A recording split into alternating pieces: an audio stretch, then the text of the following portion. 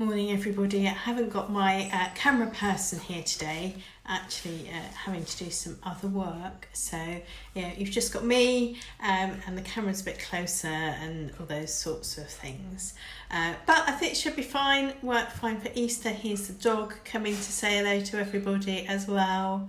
Yes, hello dog, you don't need to be here dog, you can listen, it's fine.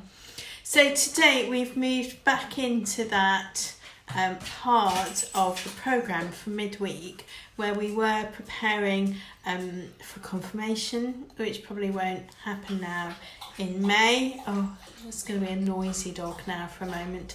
So so we are going to look at Ascension. It's a bit early to look at Ascension, but we are going to look at the Ascension today, and I've been thinking about it, preparing for it. So we're going to begin with the Bible reading bit of the Ascension story. So this is from Acts, and it's chapter 1 beginning at verse 6. So when they had come together, they asked him, "Lord, is this the time when you will restore the kingdom to Israel?" He replied, "It is not for you to know the times or periods that the Father has set by his own authority, but you will receive power from the Holy Spirit has come upon you, and you will be my witnesses in Jerusalem, in all Judea and Samaria, and to the ends of the earth." When he said this, as they were watching, he was lifted up, and a cloud took him out of their sight. While he was going, and they were gazing up toward heaven, suddenly 2 men in white robes stood by them. They said, "Men of Galilee, why do you stand looking up toward heaven? This Jesus who has been taken up from you into heaven will come in the same way as you saw him going into heaven." So that's the Acts account of the Ascension, Jesus going up into heaven. And I was looking today at the way that the Lion Storyteller Bible covers this sort of period, and it has an interesting way of summarising what's happening. So this is from Bob Hartman. So he's got a little chapter called Goodbye at Last. It says, "When Jesus came back from the dead, he appeared many times and in many different places. His friends were hiding in a locked room, so the men who killed Jesus couldn't find them. And all of a sudden, Jesus was there in the room with them. They were frightened. They were confused. They thought he was a ghost. But Jesus said, 'Don't be afraid, it's me. It really is. Look, here are the marks the nails made in my hands and the cut the soldier's sword made in my side.' Then Jesus joined them for dinner and ate a bit of food to prove that he wasn't a ghost at all. A few weeks later, his friends were out fishing. They couldn't catch a thing. Then, all of a sudden, they heard a voice from the shore calling, 'Throw your nets on the other side of the boat.' And when they did, they caught more fish than their boats could hold." "Wait a minute," said Peter. "This is the same thing that happened all those years ago when Jesus asked us to follow him. It must be him on the beach." And all of a sudden, Peter jumped into the sea, clothes and all, and swam back to shore. The other friends followed as fast as they could, and when they arrived, they discovered that Jesus had been doing some fishing of his own. Jesus was cooking fish over a hot fire. They smelled delicious. "Dry yourselves off. Sit down by the fire," Jesus said. "Let's have a picnic right here on the beach." A few more weeks passed, and at last the time came for Jesus to leave, to go to heaven to be with God his Father. So he took one last walk with his friends up a hill near Lake Galilee, where their adventures together had begun. "I've got to go now," Jesus said, "and there is something I want you to do.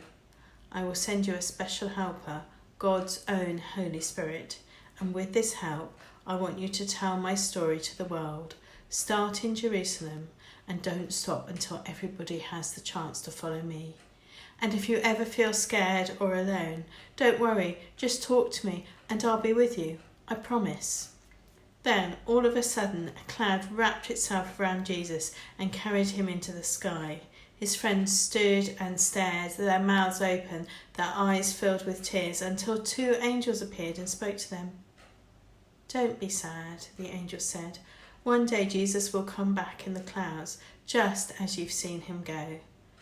So off the friends went down the hill and into the whole world to tell the story of Jesus. I've been thinking about that today and thinking about the Ascension, how we normally talk about the Ascension and how perhaps the Ascension has some lessons for us at the moment. So in January, at the end of January, I went to a big meeting. My husband was speaking and he said, change will never be slower than it is today. Change will never be slower than it is today. And change is really, really difficult. And I was reflecting on the amount of change that the disciples had lived through in just a few short days, a few weeks, and how there was an opportunity for them to get used to a kind of new normal. And then the Ascension changes that again. So Jesus was dead. They had quite a short time to live with that realisation that Jesus was dead. Then Jesus was alive and Jesus kept appearing to them.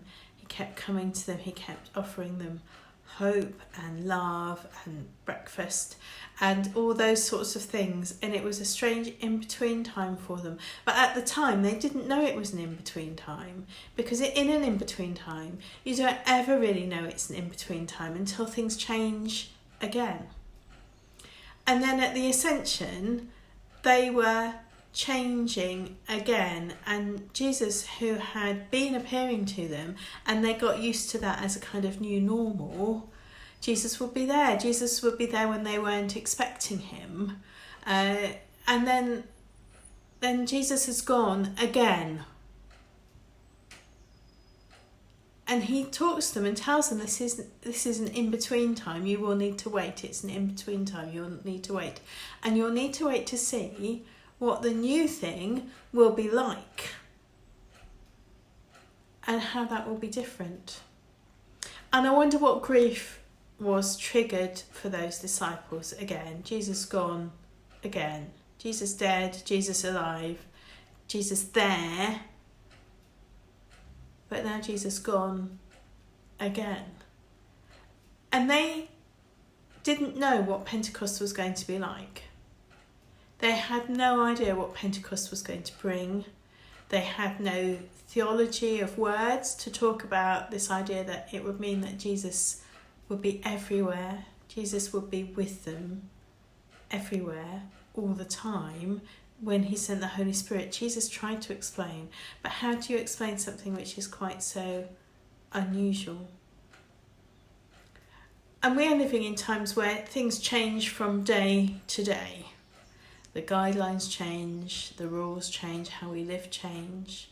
We live through grief, and we've lost some people in this time period, and it's hard to be in that position when we can't have a big funeral or can't have a way to mourn in that usual way. And we're in this big change at the moment.